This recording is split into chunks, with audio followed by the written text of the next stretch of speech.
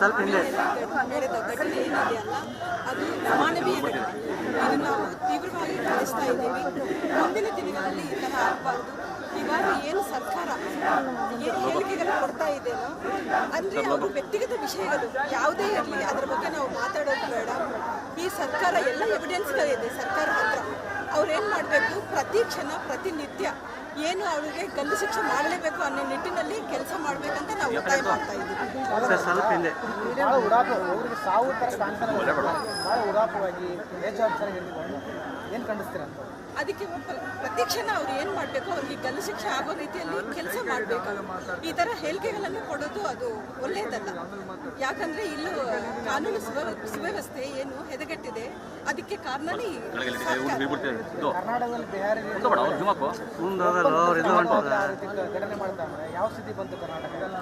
ನಾನು ಒಂದೇ ಹೇಳೋದು, ವ್ಯಕ್ತಿಗತ ಕಾರಣಗಳು ಯಾವುದೇ ಇರಲಿ, ನಮಗೆ ಜನ್ಮ ಕೊಡೋದು ದೇವರಾದರೆ ನಮ್ಮ ಜೀವನ ತೆಗೆಯೋದು ಆ ದೇವರೇ ಆಗಬೇಕಾದ್ರೆ ಯಾರಿಗೆ ಹಕ್ಕು ಇಲ್ಲ ಇದೆ. ಅದಕ್ಕೆ ನಾವು ಇವತ್ತು ಇಷ್ಟು ದೊಡ್ಡ ಮಟ್ಟದಲ್ಲಿ ಎಲ್ಲ ನಾವು ಬಂದಿದ್ದೀವಿ, ಪ್ರತಿಭಟನೆ ಮಾಡಿದ್ದೀವಿ. ನಮ್ಮ ಕಾರ್ಯಕರ್ತರೆಲ್ಲ ಬಂದಿದ್ದಾರೆ. ಖಂಡಿತ ಅವ್ರಿಗೆ ನ್ಯಾಯ ಸಿಗಬೇಕು. ಗಲ್ಲು ಶಿಕ್ಷೆ ಎಷ್ಟು ಬೇಗ ಆದರೆ ಅಷ್ಟು ಒಳ್ಳೆಯದು.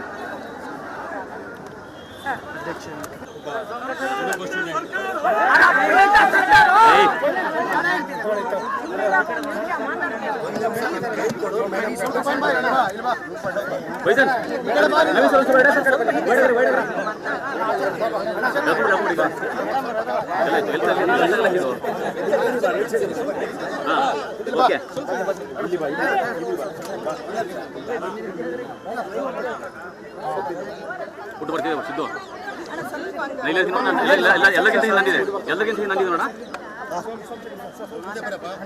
ಲೋಕತೆ ಸ್ವಲ್ಪ ಬಿಚ್ಚಾಗ್ತೀನಿ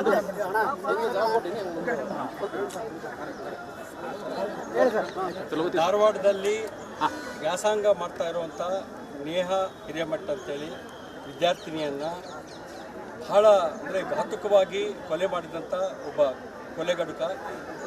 ಆ ಒಂದು ಕುಟುಂಬಕ್ಕೆ ಎಷ್ಟು ಒಂದು ದುಃಖ ಆಗಿದೆ ಅನ್ನೋದನ್ನು ನಾವೆಲ್ಲ ಇಡೀ ಟಿ ವಿಗಳಲ್ಲಿ ನೋಡ್ತಾ ಇದ್ದೀವಿ. ಇಂಥ ಒಂದು ಪರಿಸ್ಥಿತಿಯಲ್ಲಿ ಮುಖ್ಯಮಂತ್ರಿ ಅವರು ಕೊಟ್ಟಿರುವ ಒಂದು ಸ್ಟೇಟ್ಮೆಂಟು ಮತ್ತು ಹೋಮ್ ಮಿನಿಸ್ಟ್ರು ಕೊಟ್ಟಿರುವಂಥ ಸ್ಟೇಟ್ಮೆಂಟು ಎಷ್ಟು ನ್ಯಾಯಬದ್ಧವಾಗಿದೆ ಅನ್ನೋದು ಅವರು ಆಲೋಚನೆ ಮಾಡಬೇಕು.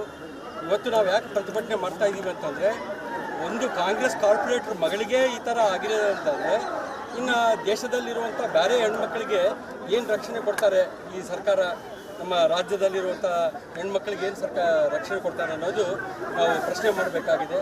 ಹಂಗಾಗಿ ಈ ಒಂದು ಸರ್ಕಾರ ಕಾನೂನು ಸುವ್ಯವಸ್ಥೆಯಲ್ಲಿ ಕಾಪಾಡುವಲ್ಲಿ ಕಂಪ್ಲೀಟ್ ವಿಫಲವಾಗಿದೆ ಅಂತೇಳಿ ಕೂಡ ಹೇಳಲಿಕ್ಕೆ ನಾನು ಇಷ್ಟಪಡ್ತೀನಿ. ಇವತ್ತು ಒಂದು ಏನು ಕೊಲೆಗಾರಕನಿಗೆ CBI ತನಿಖೆಗೆ ಒಪ್ಪಿಸಬೇಕು. ಅವನ್ನ ಈಗಾಗಲೇ ಪ್ರತಿಯೊಂದು ವಿಷಯ ಕೂಡ ಕೂಲಂಕುಷವಾಗಿ ಅದನ್ನು ಎಂಕ್ವೈರಿ ಮಾಡಿ ಅವನಿಗೆ ಗಲ್ಲು ಶಿಕ್ಷೆ ಆಗಬೇಕು ಅಂತೇಳಿ ನಾವು ಇವತ್ತು ಪ್ರತಿಭಟನೆ ಮಾಡಿದ್ದೀವಿ. ಹಂಗಾಗಿ ಪ್ರತಿಯೊಬ್ಬರು ನಮ್ಮ ಕಾರ್ಯಕರ್ತರು ಬೃಹತ್ ಸಂಖ್ಯೆಯಲ್ಲಿ ಪಾಲ್ಗೊಂಡಿದ್ದಾರೆ ಈ ಪ್ರತಿಭಟನೆಯಲ್ಲಿ. ಪ್ರತಿಯೊಬ್ಬರು ಕೂಡ ಇನ್ನು ಮುಂದೆ ಅಂದರೆ ನಾನು ಒಂದೇ ಒಂದು ಹೇಳಲಿಕ್ಕೆ ಇಷ್ಟಪಡ್ತೀನಿ, ಹಿಂದೂ ಮುಸ್ಲಿಂ ಇಬ್ಬರು ಬಾಯಿ ಭಾರತ ಮಾತೆ ನಮ್ಮ ತಾಯಿ ಅಂತ ನಾವೆಲ್ಲ ಭಾವಿಸಿ ಜೀವನ ಮಾಡ್ತಾ ಇದ್ದೀವಿ. ಯಾರೋ ಕೆಲವೊಬ್ಬರು ಮಾತ್ರ ಮುಸ್ಲಿಂ ಹುಡುಗರಿಗೆ ಗಂಡು ಮಕ್ಕಳಿಗೆ ಏನೋ ತಲೆಯಲ್ಲಿ ತುಂಬಿ ಲವ್ ಜಿಹಾದ್ ಮಾಡಿರಿ, ಇನ್ನೊಂದು ಮಾಡಿರಿ ಅಂತೇಳಿ ಅವ್ರನ್ನ ತಲೆ ಕೆಡಿಸಿ, ಹಂಗಾಗಿ ಅವರೆಲ್ಲ ಪ್ರೋದ್ಬಲ ಮಾಡಿಕೊಂಡು ಈ ಥರ ಮಾಡ್ತಾ ಇದ್ದಾರೆ. ಇದನ್ನ ಅವರು ಏನು ತಲೆ ತುಂಬಿಸ್ತಾ ಇದ್ದಾರೋ ಅಂತ ಅವ್ರನ್ನ ನಾವು ಗುಂಡಾಕಿ ಅವ್ರನ್ನ ಕೊಂದು ಮುಂದೆ ನಮ್ಮ ದೇಶದಲ್ಲಿ ಇಂಥ ಶಾಂತಿ ವಾತಾವರಣ ನೆಲೆಸಬೇಕು ಅಂತೇಳಿ ನಾನು ಮಾನ್ಯ ಗೃಹ ಮಂತ್ರಿ ಅಮಿತ್ ಶಾ ಅವರಿಗೆ ಮತ್ತು ನಮ್ಮ ರಾಜ್ಯದ ಗೃಹ ಮಂತ್ರಿ ಕೂಡ ವಿನಂತಿ ಮಾಡ್ಕೊಳ್ತಾ ಇದ್ದೀನಿ. ಇಂಥ ಘಟನೆಗಳು ಇನ್ನು ಮುಂದೆ ನಮ್ಮ ರಾಜ್ಯದಲ್ಲಿ ಆಗಬಾರ್ದು ಅಂತೇಳಿ ನಮ್ಮ ಒಂದು ವಿನಂತಿ. ಪ್ರತಿಭಟನೆ ಕೂಡ ಅದಕ್ಕೆ ನಾವು ಮಾಡಿದ್ದೀವಿ.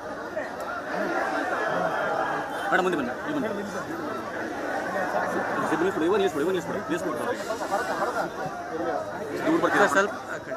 ಮೇಡಮ್ ಈ ಕಡೆ ಊಟ ಬರ್ತೀವಿ.